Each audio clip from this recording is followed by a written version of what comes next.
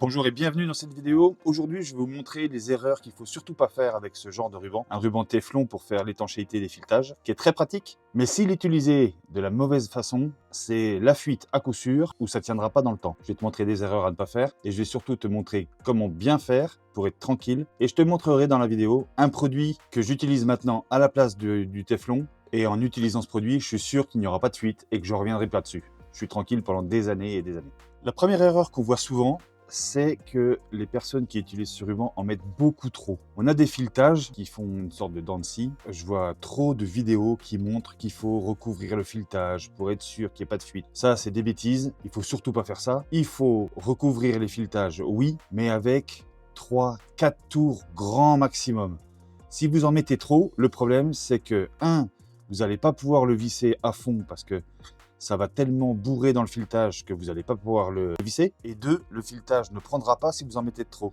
Vous n'arriverez pas à le faire prendre normalement pour qu'il se vise correctement. Donc 3-4 tours maximum et vous verrez, ça marche très très bien. Moi, ce que je vous conseille, en plus de ne pas en mettre de trop, c'est de ne pas recouvrir de téflon les 2 premiers filets. Donc je mets le téflon sur toute cette partie-là, mais pas celle-là. Voilà, on peut compter 1 ou 2 filets, ça suffit. Ce qui va permettre d'être sûr de, quand on va venir visser, de ne pas gêner et pas de se mettre de travers et visser à faux filet. Donc là, ça va se prendre tout seul et ensuite, on va réussir à venir sur le téflon. Ça marche très très bien et on est sûr de ne pas se mettre à faux filet. Avant même de commencer à mettre le ruban téflon, moi, ce que je vous conseille, c'est de prendre une vieille brosse à dents et de venir brosser les saletés qui pourraient être dans le filetage. On ne les voit pas forcément, mais bien souvent, si ça traîne au fond d'une caisse, il y a de la poussière. Ça prend 2 secondes, on donne un petit coup comme ça, voilà, là ça suffit, et on est sûr d'être bon. Pareil de l'autre côté, on fait un coup comme ça, voilà, on souffle, on est sûr qu'il n'y a pas de saleté qui se sont mis dans le filetage, parce que si le téflon est posé sur de la saleté, quand on va venir les visser, il y aura une fuite parce qu'il y aura une saleté dans le filetage. Et un truc à surtout pas faire, c'est quand on a du filetage en plastique, il faut utiliser une brosse en nylon, en plastique comme ça. Si vous utilisez ce genre, bon bah celle-là elle est en plastique, donc c'est bon, mais si vous utilisez ce genre de brosse métallique, celle-là ou plus grosse, sur du plastique, vous allez le rayer et ça risque de créer des fuites, rien que pour ça. Donc une vieille brosse à dents que vous laissez traîner dans la caisse à outils, un coup partout, comme ça, juste avant le téflon, et on est nickel. Pour une autre erreur à éviter, je vais utiliser ce raccord en PVC là. Bon, normalement, on ne met pas de téflon, hein. Ça c'est du raccord, plus on serre et plus ça crée l'étanchéité, donc normalement on ne met pas de téflon là-dessus. Mais comme c'est un gros diamètre, c'est plus facile à voir. Ce qui se passe, c'est quand on met du téflon, je vais le mettre comme ça, trop souvent on voit des personnes qui mettent le téflon à l'envers, c'est-à-dire qu'ils partent de là et ils tournent dans ce sens-là. Mais là je vais le faire, regardez ce qui va se passer. Si je tourne dans ce sens-là, bon, je ne vais pas en mettre de trop, hein, ça sert à rien. Voilà.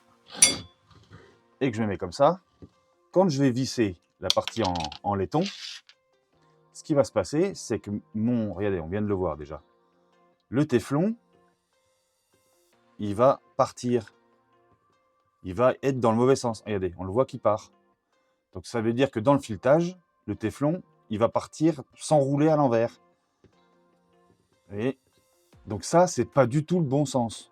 Il ne faut pas se tromper. Le bon sens, c'est dans le sens, c'est simple, des aiguilles d'une montre. Donc on tourne dans le sens des aiguilles d'une montre, comme ça.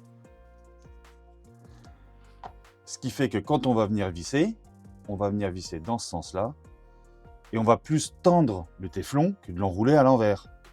À moins que ça soit un pas à gauche, dans l'autre sens. Mais ça, c'est quand même très très rare et on n'en voit quasiment jamais. Mais si on le visse comme ça, le téflon, il est dans le même sens. Il est dans le sens où on visse. C'est hyper simple. Et si on fait l'inverse, c'est des fuites à coup sûr. Et il y en a peut-être dans les commentaires qui me diront qu'ils l'ont mis à l'envers et ça a marché. Alors je vais dire oui, ça marche. Jusqu'au jour où ça fuit. Donc tant que ça fuit pas, ben, ça marche. Mais de sûr, il y aura une fuite. Maintenant, je vais vous donner une petite astuce dans l'astuce. Et je vais quand même garder ce raccord parce qu'il a quand même une plus grosse taille que celui-là. Et si je vous montre là-dessus, on va moins le voir. Je prends mon téflon et je commence à l'arrière du filetage, pas à l'avant. Si je le mets à l'arrière, je vais avoir 2 ou 3 tours déjà là et j'aurai rien là.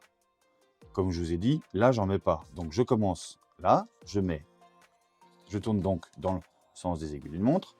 Je garde une légère tension sur le rouleau. Voilà.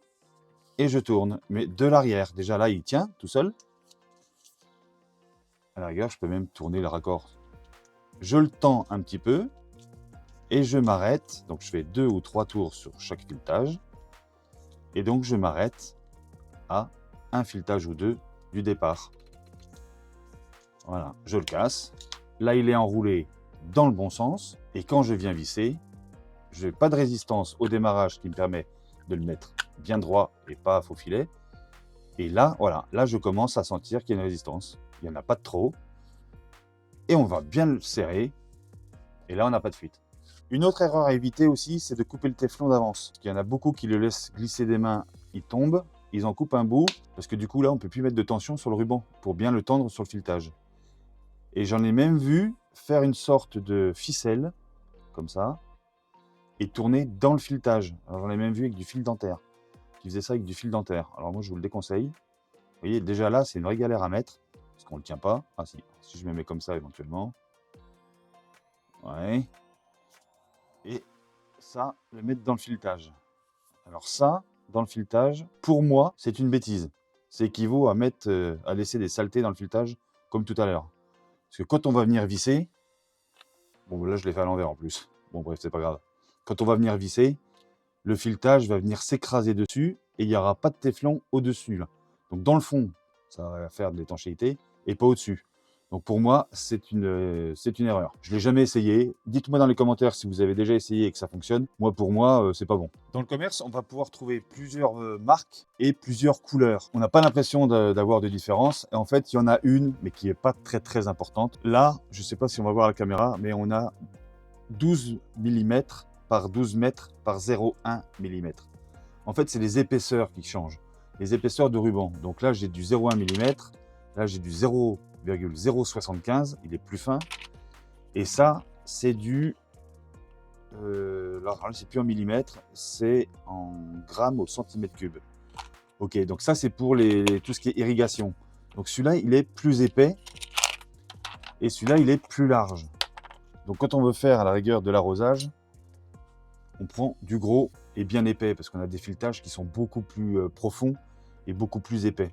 Donc là, on ne va pas s'amuser à prendre du téflon qu'on va utiliser sur du petit filetage comme ça.